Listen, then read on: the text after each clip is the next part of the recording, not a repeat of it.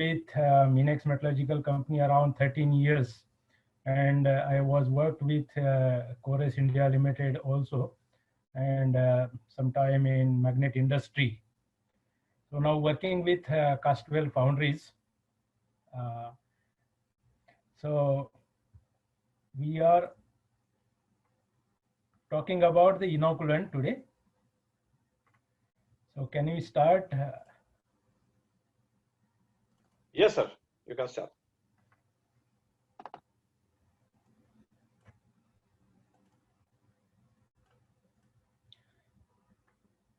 Are you able to see the screen? Yes, sir. Just go to slideshow mode. It is okay? Yes, absolutely fine. So this is Dynamic Foundry Group presents inoculation practice.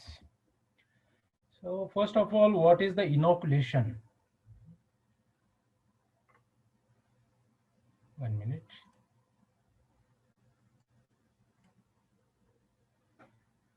Inoculation means of controlling the structure and properties of nucleation sites available for the growth of flakes in gray iron or graphite nodules in ductile iron.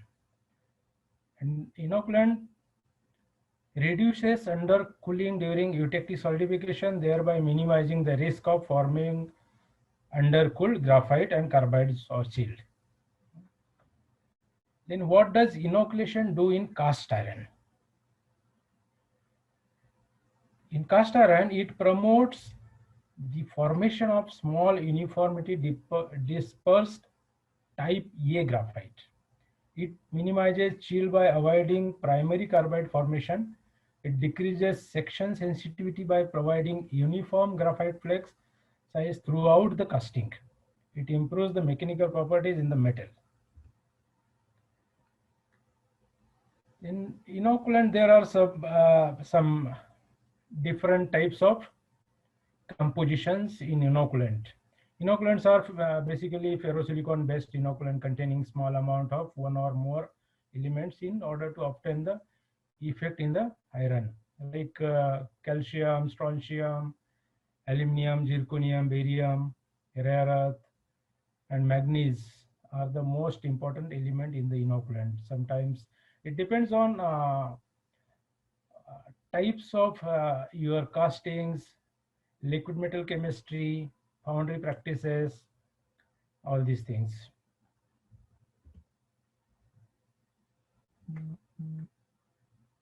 Then what are the inoculation practices?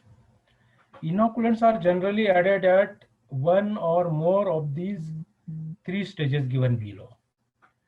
First is ladle during filling, while pouring the liquid metal into ladle from furnace. Then second is the metal stream as it enters the mold. And third one is we can place the tablets or inoculant tablets in mold or runner system. What are some guidelines for getting the most of the inoculants? Do not inoculate cold metal as inoculant dissolution will not be complete.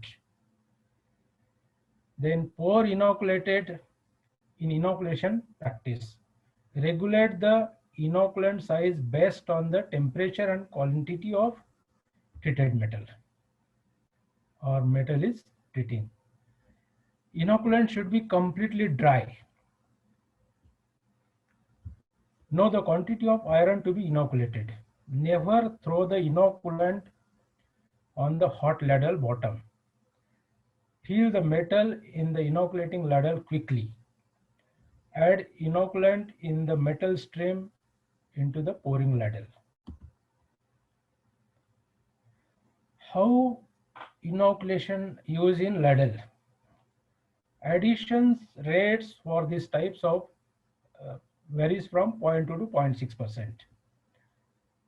Add the inoculant at the metal stream as the ladle is between 25% and 75% full. We can start inoculating while the metal is filling around 25%, and then it will be up till 75% we can uh, continue inoculation. This ensures good mixing and solubility. Ensures the metal is slag free before tapping into the ladle. Otherwise, inoculants get trapped in the slag. When the several transfers of metal between ladles are involved, add the inoculant during the last transfer, minimizing the fading. Then for metal quantity up to 200 kg inoculant size, we can decide the inoculant size on based on metal quantity and temperature also. If the quantity is around 200 kg, the appropriate size would be 0.5 to 3 mm. Then 200 to 1000 kg, the size should be around 1 to 6 mm. And more than 1 ton, you can use 6 to 12 mm size.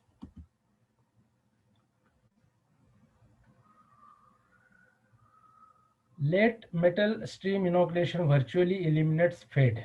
Normally, we use inoculant just before pouring or just before casting. Addition rates also low. In this case, the addition rate would be around 0.05 to 2%. Inoculants of 0.2 to 1 mm size should be used for better solubility and consistent result. For this MSI inoculant, it may say MSI, metal stream inoculant. Some fading causes are greater undercooling. These are some fading causes: greater chill tendency, reduced number of eutectic cells, less uniform flux distribution, then reduced nodule number of density, reduced nodularity. And some facts are: the effect of all inoculants fade, fading start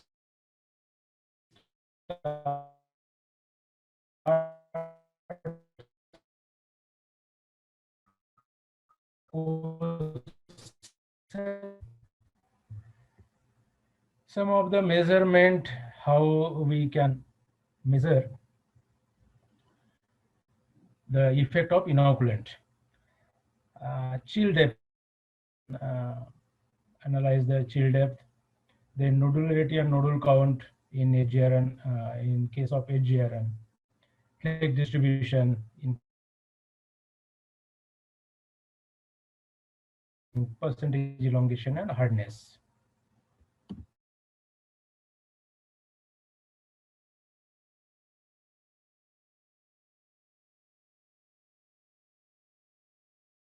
The pictures of improvement of nodule count and nodularity. Basically, nodule count, because of inoculant only increase the nodule counts in HGRN. And these are the structure like rosette graphite in gray cast iron. It promotes the inoculation for gray cast iron. It promotes A type graphite, which is mostly required and mostly preferable. Prevent formation of undercooled graphite, prevent formation of rosette graphite, all these things. These are the three basic methods for inoculation practice. One is ladle inoculation, transferring metal into pouring ladle from treatment ladle, and third one is metals runner and risers. While inoculation practice, what the things are do's and what the things are not do's. What things we can do? Keep the inoculant dry. First of all, inoculant should be stored in a dry place. If there are moistures pick up or content in inoculant, then mostly it may be harm porosity, create porosity, and some microporosity also. Then accurately meter the amount of inoculant addition by weight or volume. Sometimes foundry in some foundries they can add not appropriate quantity. Control by weight or volume the amount of the metal to be inoculated. Device mechanical or automate means of addition of inoculants the ladle. Sometimes manually we can add, there are man error maybe happen. Ensure the inoculants is thoroughly mixed into the metal.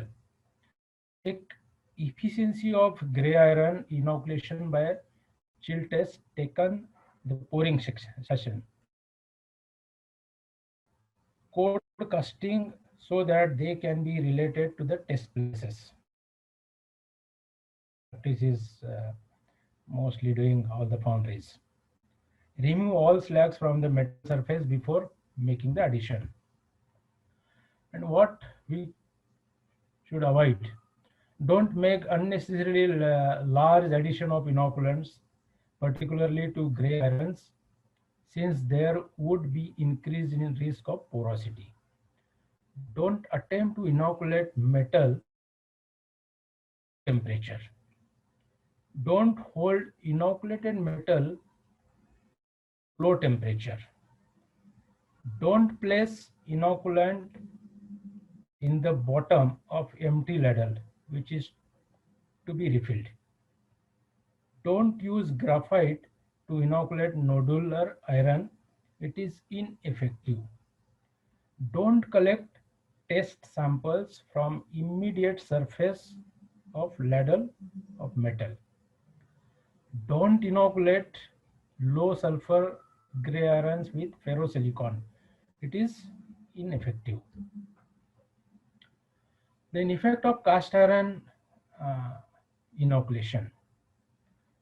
Avoid carbide formation, promote graphite formation, refining of microstructure, reduce segregation tendency, more homogeneous microstructure and properties, reduce shrinkage tendency, improve machinability, lower hardness, increase strength, and increase the ductility.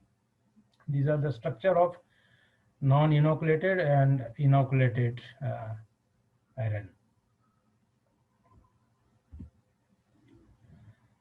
These are the some tramp elements which is dangerous and it relucting to promote the nucleations.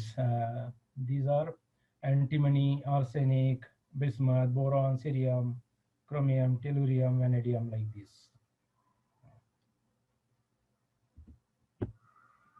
Okay, thank you. Thank you so much for hearing me. Thank you, sir. Thank you very much. It was a nice presentation and a very basic but very informative presentation from you. Thank you very much.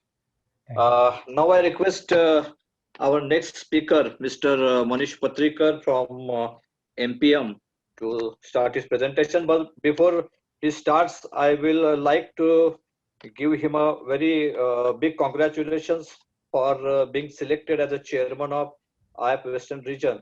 So Manish, thank you very much from my side and from the whole